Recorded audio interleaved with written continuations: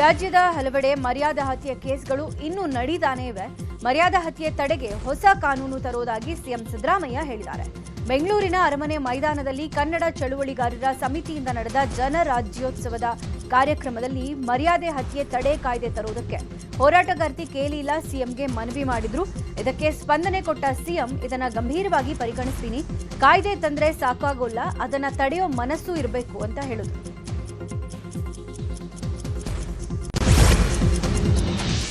ಕನ್ನಡ ಹೋರಾಟಗಾರರ ಮೇಲಿರುವ ಎಲ್ಲಾ ಕೇಸ್ಗಳನ್ನು ವಾಪಸ್ ಪಡೆಯುವುದಾಗಿ ಮುಖ್ಯಮಂತ್ರಿ ಸಿದ್ದರಾಮಯ್ಯ ಘೋಷಣೆ ಮಾಡಿದ್ದಾರೆ.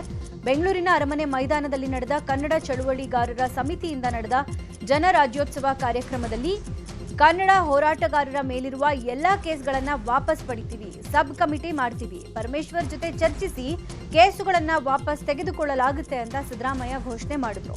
ಅಷ್ಟೇ ಅಲ್ಲ, ಕನ್ನಡ ಸಂಘಟನೆಗಳು ಹೇಳಿದಂತೆ ಕರ್ನಾಟಕದ ಯಾವ ಭಾಗದಲ್ಲಿ ಬೇಕಾದರೂ ಭುವನೇಶ್ವರಿ ಪ್ರತಿಮೆ ಮಾಡೋಣ ಅಂತಾನೂ ಭರವಸೆ ಕೊಟ್ಟಿದ್ದಾರೆ.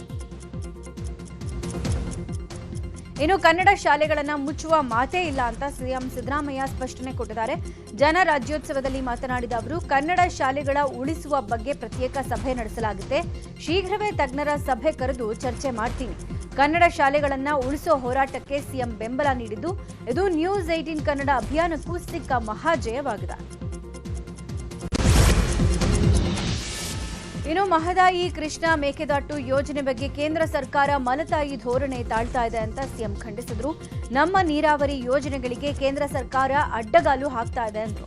ಇದರ ಜೊತೆಗೆ 4.5 ಲಕ್ಷ ಕೋಟಿ ತೆರಿಗೆ ಕೊಟ್ಟರೂ ಅನ್ಯಾಯವಾಗಿದೆ. ಕರ್ನಾಟಕಕ್ಕೆ ಕೇಂದ್ರದಿಂದ ಬರುವ ಅನುದಾನದಲ್ಲಿ ತಾರತಮ್ಯ ಮಾಡಲಾಗ್ತಾ ಇದೆ, ಇದು ರಾಜ್ಯಕ್ಕೆ ಅನ್ಯಾಯ ಅಂತ ಗುಡುಗಿದ್ರು. ಯಲಹಂಕದ ಕೋಗಿಲು ಲೇಔಟ್ನಲ್ಲಿ 200 ಮನೆ ಶೆಡ್ಗಳ ನೆಲಸಮ ಪ್ರಕರಣ ಈಗ ರಾಷ್ಟ್ರ ಮಟ್ಟದಲ್ಲಿ ಸುದ್ದಿಯಾಗ್ತಾ ಇದೆ. ಈ ವಿಚಾರದಲ್ಲಿ ಈಗ ಎಐಸಿಸಿ ಪ್ರಧಾನ ಕಾರ್ಯದರ್ಶಿ ಕೆಸಿ ವೇಣುಗೋಪಾಲ್ ಅವರ ಎಂಟ್ರಿ ಆಗಿದೆ. ಪುನರ್ವಸತಿಗಾಗಿ ಸಿಎಂ ಮೇಲೆ ಒತ್ತಡ ಹೇರುವ ಮೂಲಕ ಕೇರಳ ಲಾಬಿಗೆ ಮುಂದಾದ್ರ ವೇಣುಗೋಪಾಲ್ ಅಂತ ಅನ್ನುವ ಪ್ರಶ್ನೆ ಉಂಟಾಗ್ತಾ ಇದೆ. ಕೇರಳ ವಿಧಾನಸಭಾ ಚುನಾವಣಾ ಭೀತಿಯಿಂದ ಸಿಎಂ ಡಿಸಿಎಂ ಮೇಲೆ ಒತ್ತಡ ಹೇರಿದ್ರ ಅನ್ನೋ ಪ್ರಶ್ನೆ ಮೂಡಿದೆ. ಎಕ್ಸ್ನಲ್ಲಿ ಪೋಸ್ಟ್ ಮಾಡಿರುವ ಅವರು, ಪ್ರಕರಣ ಸಂಬಂಧ ಸಿಎಂ ಡಿಸಿಎಂ ಜೊತೆ ಮಾತನಾಡಿದ್ದೀನಿ, ಸಹಾನುಭೂತಿಯಿಂದ ನಡೆದುಕೊಳ್ಬೇಕಿತ್ತು ಅನ್ನುವ ಕಳವಳವನ್ನು ವ್ಯಕ್ತಪಡಿಸಿದ್ದೀನಿ. ಸಂತ್ರಸ್ತರ ಜೊತೆ ವೈಯಕ್ತಿಕವಾಗಿ ಮಾತನಾಡಿ ಪುನರ್ವಸತಿ ಕಲ್ಪಿಸಿಕೊಡೋ ಕೆಲಸ ಮಾಡ್ತೀವಿ ಅಂತ ಹೇಳಿದರು.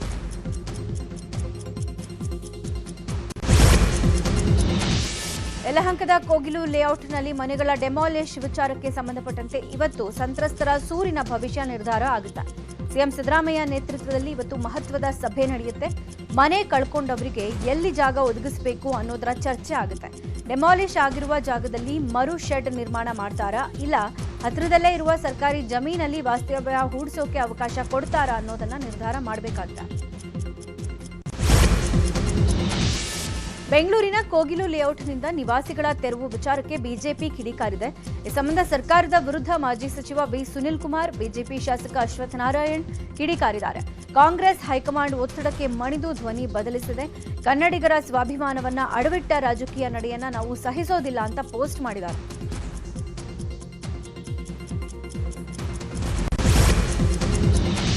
ಇನ್ನು ಕೋಗಿಲು ಕ್ರಾಸ್ನಲ್ಲಿ ಡೆಮಾಲಿಶ್ ವಿಚಾರವಾಗಿ ಮಾತನಾಡಿದ ಡಿಸಿಎಂ ಡಿಕೆ ಶಿವಕುಮಾರ್, ಬಿಜೆಪಿ ನಾಯಕರ ಪ್ರಶ್ನೆಗೆ ಕೌಂಟರ್ ಕೊಟ್ಟರು. ಬಿಜೆಪಿಯವರು ಅವರ ಉಸ್ತುವಾರಿಗಳು ಹೇಳಿದಾಗ ಕೇಳಲ್ವಾ? ಹಾಗೆ ಕೆಸಿ ವೇಣುಗೋಪಾಲ್ ಹೇಳಿದ್ದಾರೆ, ಅವರಿಗೆ ಹಕ್ಕಿದೆ, ಆದರೆ ಕಾನೂನು ಎಲ್ರಿಗೂ ಒಂದೇ. ಇವತ್ತು ಈ ಬಗ್ಗೆ ಸಿಎಂ ಜೊತೆ ಸಭೆ ನಡೆಸಿ ಮುಂದಿನ ಕ್ರಮ ಕೈಗೊಳ್ತೀವಿ ಅಂತ ಹೇಳಿದ್ರು. ಇನ್ನು ಇದೇ ವಿಚಾರವಾಗಿ ಸಚಿವ ಚಲುವರಾಯಸ್ವಾಮಿ ಕೂಡ ಪ್ರತಿಕ್ರಿಯೆ ಕೊಟ್ಟಿದ್ದಾರೆ.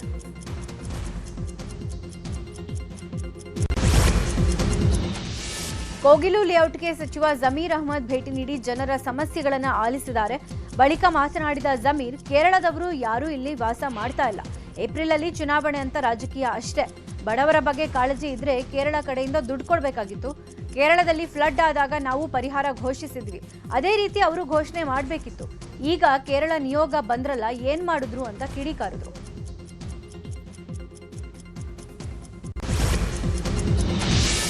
ಯಲಹಂಕದ ಕೋಗಿಲು ಕ್ರಾಸ್ ಬಳಿ ಮನೆಗಳ ಡೆಮಾಲಿಶ್ ಮಾಡಿದ್ರು. ಅಲ್ಲಿನ ನಿವಾಸಿಗಳು ಕೋಗಿಲು ಲೇಔಟ್ ಬಿಟ್ಟು ಹೋಗಿಲ್ಲ. ಟಾರ್ಪಲ್ನಲ್ಲಿ ಶೆಡ್ ಹಾಕೊಂಡು ನಿವಾಸಿಗಳಲ್ಲೇ ವಾಸ ಆಗಿದ್ದಾರೆ. ಕಳೆದ 10 ದಿನಗಳಿಂದ ಬೀದಿಗೆ ಬಿದ್ದಿರುವ ನಿವಾಸಿಗಳು ಕುಡಿಯೋಕೆ ನೀರು, ತಿನ್ನೋಕೆ ಅನ್ನ ಇಲ್ಲದೆ ಪರದಾಡ್ತಿದ್ದಾರೆ. ಆದರೆ ಸರ್ಕಾರ ಈವರೆಗೂ ಯಾವುದೇ ವ್ಯವಸ್ಥೆ ಮಾಡಿಲ್ಲ. ಹೀಗಾಗಿ ಸಂಘ ಸಂಸ್ಥೆಗಳು ಮಾತ್ರ ಊಟ ನೀರು ವ್ಯವಸ್ಥೆ ಮಾಡ್ತಿದ್ದಾರೆ.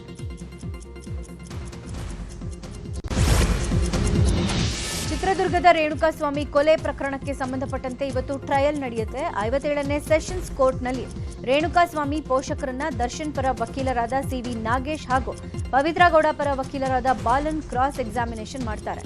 ಕಳೆದ ಬಾರಿ ವಿಚಾರಣೆ ನಡೆದಿದಾಗ ವಕೀಲ ಬಾಲನ್ ಹಾಗೂ ರಂಗನಾಥ್ ರೆಡ್ಡಿ ಕೆಲವು ವಿಚಾರಗಳ ಬಗ್ಗೆ ವಿಚಾರಣೆ ನಡೆಸಿದರು. ಸ್ಥಳೀಯ ಸಂಸ್ಥೆಗಳ ಚುನಾವಣೆಯಲ್ಲಿ ಬಿಜೆಪಿ ಜೊತೆಗೆ ಮೈತ್ರಿ ಇಲ್ಲ ಅಂತ ಎಚ್ಡಿ ದೇವೇಗೌಡ ಕೊಟ್ಟಿರುವಂತಹ ಹೇಳಿಕೆಗೆ ಕೋಲಾರದ ಜೆಡಿಎಸ್ ಸಂಸದ ಮಲ್ಲೇಶ್ ಬಾಬು ಪ್ರತಿಕ್ರಿಯೆ ಕೊಟ್ಟಿದ್ದಾರೆ. ಕೋಲಾರದಲ್ಲಿ ಮಾತನಾಡಿದ ಅವರು, ಗ್ರಾಮ ಪಂಚಾಯಿತಿ ಚುನಾವಣೆ ದೃಷ್ಟಿಯಿಂದ ಎಚ್ಡಿ ದೇವೇಗೌಡರು ಹೇಳಿರಬಹುದು, ಮೈತ್ರಿ ಅನಿವಾರ್ಯ ಪ್ರಶ್ನೆ ಅಲ್ಲ. ಜನರ ಹಿತದೃಷ್ಟಿಯಿಂದ ಮೈತ್ರಿ ಎರಡು ಪಕ್ಷಗಳು ಒಗ್ಗಟ್ಟಾಗಿವೆ, ಮುಂದೆ ಏನಾಗುತ್ತೆ ನೋಡೋಣ ಅಂತ ಹೇಳಿದ್ರು. ಕನ್ನೇರಿ ಶ್ರೀಗಳಿಗೆ ವಿಧಿಸಿದ್ದ ವಿಜಯಪುರ ಜಿಲ್ಲಾ ಪ್ರವೇಶ ನಿರ್ಬಂಧ ತೆರವು ಆಗಿರುವುದರಿಂದ ಇವತ್ತು ಶ್ರೀಗಳು ಬಬಲೇಶ್ವರದಲ್ಲಿ ನಡೆಯುವ ಬಸವಾದಿ ಶರಣರ ಹಿಂದೂ ಸಮಾವೇಶಕ್ಕೆ ಬರ್ತಿದ್ದಾರೆ. ಬೈಕ್ ರ್ಯಾಲಿ, ಕುಂಭಮೇಳ, ಬೃಹತ್ ಮೆರವಣಿಗೆಯ ಮೂಲಕ ಕನ್ನೇರಿ ಶ್ರೀ ಸ್ವಾಗತಕ್ಕೆ ತಯಾರಿ ಮಾಡಿಕೊಳ್ಳಲಾಗಿದೆ. ಇವತ್ತು ಮಧ್ಯಾಹ್ನ 2 ಗಂಟೆಗೆ ಬಬಲೇಶ್ವರ ಪಟ್ಟಣದ ಹೊರವಲಯದಲ್ಲಿ ಅದ್ಧೂರಿ ಸಮಾವೇಶ ನಡೆಯುತ್ತೆ. 25,000ಕ್ಕೂ ಅಧಿಕ ಜನ ಸೇರುವ ನಿರೀಕ್ಷೆ ಇದೆ.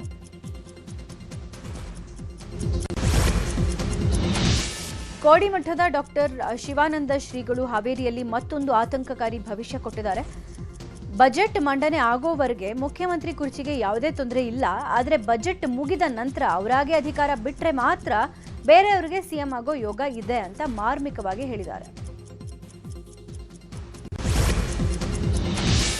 ಇವತ್ತು ಬೆಂಗಳೂರು ಗ್ರಾಮಾಂತರ ಸಂಸದ ಡಾಕ್ಟರ್ ಸಿಎನ್ ಮಂಜುನಾಥ್ ದಿಶಾ ಸಭೆ ನಡೆಸುತ್ತಿದ್ದಾರೆ. ರಾಮನಗರದ ಜಿಲ್ಲಾ ಪಂಚಾಯತ್ ಸಭಾಂಗಣದಲ್ಲಿ ಸಭೆ ಆಯೋಜನೆ ಮಾಡಲಾಗಿದೆ. ಕೇಂದ್ರ ಸರ್ಕಾರದ ಯೋಜನೆಗಳ ಅನುಷ್ಠಾನದ ಬಗ್ಗೆ ಅಧಿಕಾರಿಗಳಿಂದ ಮಾಹಿತಿ ಪಡೆಯುತ್ತಿದ್ದಾರೆ. ಸಭೆಯಲ್ಲಿ ಡಿಸಿ, ಸಿಇಒ, ಎಸ್ಪಿ ಸೇರಿದಂತೆ ಜಿಲ್ಲಾ ಮಟ್ಟದ ಅಧಿಕಾರಿಗಳು ಭಾಗಿಯಾಗ್ತಿದ್ದಾರೆ. ಮೈಸೂರು ಜಿಲ್ಲೆ ಹುಣಸೂರಿನಲ್ಲಿರುವ ಜ್ಯುವೆಲರಿ ಅಂಗಡಿಯಲ್ಲಿ 5 ಕೋಟಿ ಮೌಲ್ಯದ ಚಿನ್ನ, ವಜ್ರಾಭರಣ ದರೋಡೆಯಾಗಿದೆ. ಬೈಕ್ನಲ್ಲಿ ಬಂದ 5 ಮುಸುಕುದಾರಿಗಳು ಸ್ಕೈ ಗೋಲ್ಡ್ ಅಂಡ್ ಡೈಮಂಡ್ಸ್ ಜ್ಯುವೆಲರಿಗೆ ನುಗ್ಗಿ ಮ್ಯಾನೇಜರ್ ಮೇಲೆ ಗುಂಡಿನ ದಾಳಿ ನಡೆಸಿದ್ದಾರೆ. ಈ ವೇಳೆ ಅಂಗಡಿ ಮ್ಯಾನೇಜರ್ ಪ್ರಾಣಾಪಾಯದಿಂದ ಪಾರಾಗಿದ್ದಾರೆ. ಸಿಬ್ಬಂದಿಗೆ ಗನ್ ತೋರಿಸಿ ಚಿನ್ನ, ವಜ್ರಾಭರಣ ಬ್ಯಾಗ್ಗೆ ತುಂಬಿಕೊಂಡು ದರೋಡೆಕೋರರು ಪರಾರಿಯಾಗಿದ್ದಾರೆ. ಸಿಸಿಟಿವಿ ದೃಶ್ಯ ಆಧರಿಸಿ ಪೊಲೀಸರು ಡಕಾಯತರಿಗೆ ಬಲೆ ಬೀಸಿದ್ದಾರೆ.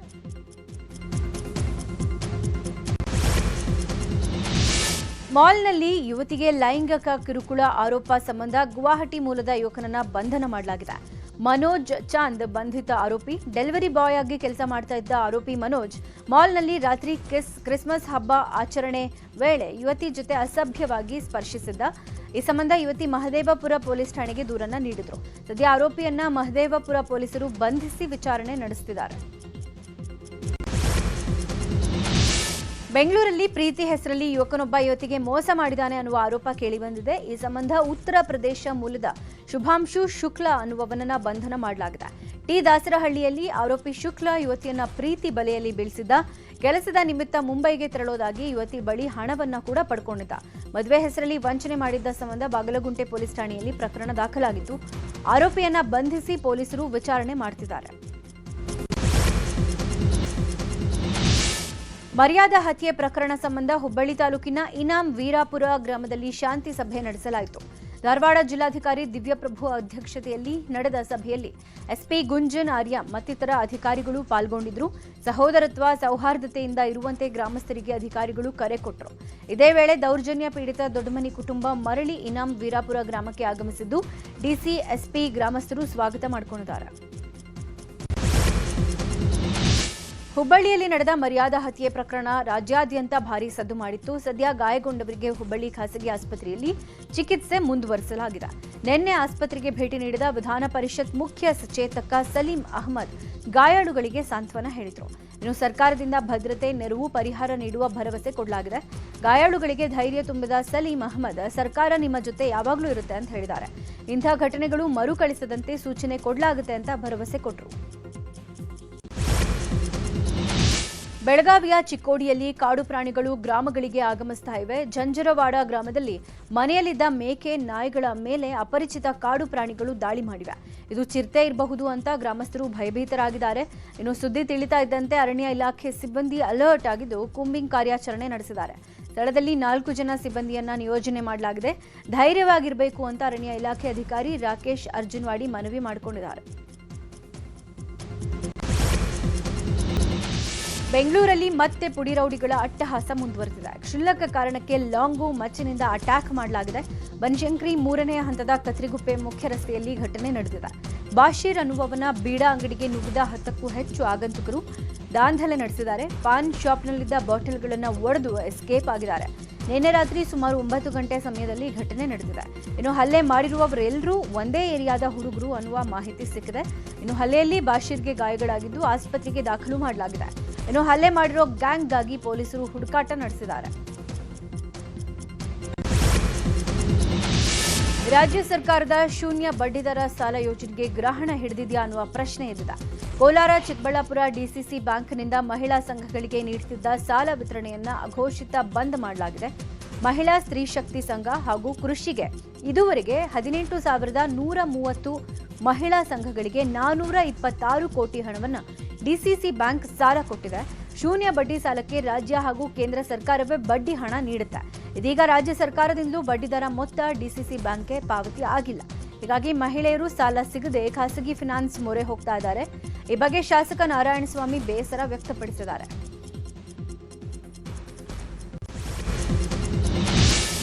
ತಮಿಳುನಾಟ ಟಿವಿಕೆ ಪಕ್ಷದ ಸಂಸ್ಥಾಪಕ ವಿಜಯ್ ಚಿತ್ರರಂಗಕ್ಕೆ ಗುಡ್ ಬೈ ಹೇಳಿದ್ದಾರೆ. ಮಲೇಷಿಯಾದಲ್ಲಿ ಜನನಾಯಕನ್ ಚಿತ್ರದ ಆಡಿಯೋ ಲಾಂಚ್ ಸಮಾರಂಭದಲ್ಲಿ ಅಭಿಮಾನಿಗಳ ಎದುರೇ ಸಿನಿಮಾಗೆ ವಿದಾಯ ಘೋಷಿಸಿದ್ದಾರೆ. ನನ್ನ ಅಭಿಮಾನಿಗಳ ಸೇವೆಗಾಗಿ ಸಿನಿಮಾ ತ್ಯಜಿಸಿದ್ದೀನಿ. 2026ರ ತಮಿಳುನಾಡು ಚುನಾವಣೆ ಹಿನ್ನೆಲೆ ಸಿನಿಮಾ ತ್ಯಜಿಸಿ ರಾಜಕೀಯ ಪ್ರಯಾಣದತ್ತ ಗಮನ ಹರಿಸಿದ್ದೀನಿ ಅಂತ ಹೇಳಿದ್ರು. ಚೈನೀಸ್ ಅಂತ ನಿಂದಿಸಿ ಬಿಎಸ್ಎಫ್ ಯೋಧನ ಪುತ್ರನಿಗೆ ಚಾಕುವಿನಿಂದ ಇರಿದು ಕೊಲೆ ಮಾಡಲಾಗಿದೆ. ಉತ್ತರಾಖಂಡದಲ್ಲಿ ಘಟನೆ ನಡೆದಿದ್ದು ಆ ವಿದ್ಯಾರ್ಥಿ ಸಾಯುವ ಮೊದಲು ತಾನು ಭಾರತೀಯ ಅಂತ ಹೇಳಿ ಪ್ರಾಣ ಬಿಟ್ಟಿದ್ದಾನೆ. ಆತನ ಸಾವು ಈಗ ಈಶಾನ್ಯ ಭಾರತೀಯರ ರಕ್ತ ಕುದಿಯುವಂತೆ ಮಾಡಿದೆ. ತ್ರಿಪುರಾ ವಿದ್ಯಾರ್ಥಿ ಏಂಜಲ್ ಚಕ್ಮಾ ಮೃತ ಯುವಕ. ಈತನಿಗೆ ಡಿಸೆಂಬರ್ 9ರಂದು ಹೀಯಾಳಿಸಿದ ಗುಂಪೊಂದು ಚಾಕು ಇರಿದಿತ್ತು. 17 ದಿನಗಳ ಕಾಲ ಐಸಿಯುನಲ್ಲಿ ನರಳಾಡಿ ನಿನ್ನೆ ಮೃತಪಟ್ಟಿದ್ದಾನೆ. ಸಾಯುವ ಮುನ್ನ ಏಂಜಲ್ ಚಕ್ಮಾ ನಾನು ಭಾರತೀಯ ಅಂತ ಹೇಳಿ ಮೃತಪಟ್ಟಿದ್ದಾನೆ. ಸದ್ಯ ಪ್ರಕರಣವನ್ನು ಉತ್ತರಾಖಂಡ ಸರ್ಕಾರ ಗಂಭೀರವಾಗಿ ಪರಿಗಣಿಸಿದ್ದು 5 ಆರೋಪಿಗಳನ್ನು ಬಂಧಿಸಿದೆ. ಭಾರತ ಮೇ ತಿಂಗಳಲ್ಲಿ ನಡೆಸಿದ ಆಪರೇಷನ್ ಸಿಂಧೂರ್ ಸಮಯದಲ್ಲಿ ನೂರ್ ಖಾನ್ ವಾಯುನೆಲೆಯ ಮೇಲೆ ದಾಳಿ ನಡೆದಿತ್ತು ಅಂತ ಪಾಕಿಸ್ತಾನ ಮೊದಲ ಬಾರಿಗೆ ಒಪ್ಪಿಕೊಂಡಿದೆ. ಪಾಕಿಸ್ತಾನದ ವಿದೇಶಾಂಗ ಸಚಿವ ಇಶಾಕ್ ದಾರ್ ಸುದ್ದಿಗೋಷ್ಠಿಯಲ್ಲಿ ಮಾತನಾಡಿದ್ದು, ರಾವಲ್ಪಿಂಡಿಯ ಚಕ್ಲಾಲಾದಲ್ಲಿರುವ ನೂರ್ ಖಾನ್ ವಾಯುನೆಲೆಯನ್ನ ಗುರಿಯಾಗಿಸಿಕೊಂಡು ಭಾರತೀಯ ಡ್ರೋನ್ಗಳು ದಾಳಿ ನಡೆಸಿವೆ. 36 ಗಂಟೆಗಳಲ್ಲಿ ಪಾಕಿಸ್ತಾನದ ಮೇಲೆ ಒಟ್ಟು 80 ಡ್ರೋನ್ಗಳನ್ನು ಕಳುಹಿಸಿತ್ತು ಅಂತ ಇಶಾಕ್ ದಾರ್ ಹೇಳಿದ್ದಾರೆ. ಅದರಲ್ಲಿ 79 ಡ್ರೋನ್ಗಳನ್ನು ತಡೆಹಿಡಿಯಲಾಯಿತು ಅಂತ ಹೇಳಿದ್ದಾರೆ. ಇನ್ನು ಪಾಕ್ ಸಚಿವರ ಹೇಳಿಕೆ ಇದೀಗ ಭಾರೀ ಚರ್ಚೆಗೆ ಕಾರಣ ಆಗಿದೆ.